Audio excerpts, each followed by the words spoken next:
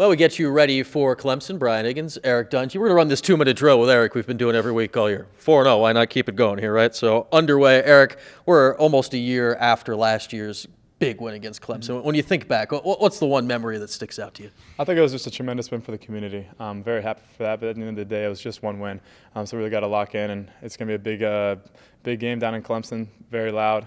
We've got a really tough challenge ahead of us. I'm curious because it was such a big moment in time here. Now that we're almost a year later, has there been an effect on the program or anything you notice, or do you just look back as a great win right now? I mean, it's a great win, but at the end of the day, it kind of just gives you confidence and, that you can play with these guys, and for a lot of the guys on the roster, that you can beat these teams. So I think it was big for us in that way. We talked to you a lot this year about all-time quarterback rates. You're passing on various lists and that, but this past game, you passed a different guy on a touchdowns list, and it was Jim Brown on the rushing touchdowns list. What does that mean when you realize you're passing greats like Jim Brown in these things? I mean, Jim Brown is by far more athletic in every way than I am, so it's a tremendous honor.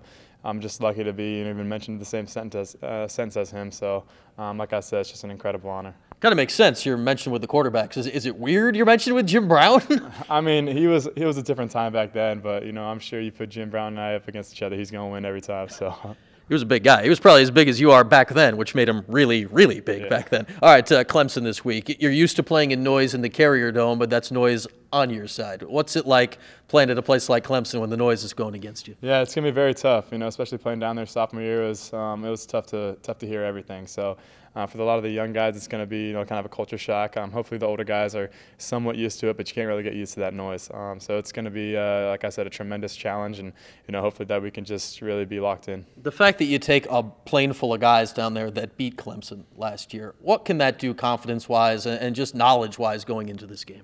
It gives you a good confidence boost. At the end of the day, you really got to be perfect going against these guys. Coach Sweeney has done a great job with that program, and they got some of the best athletes around the country. So, like I said, it's going to be a tremendous challenge, and I'm looking forward to it. All right, Eric, our 2 minutes are up. We'll see you down there. Awesome, thank you. Eric Dungey, we'll see him on Saturday down in Death Valley.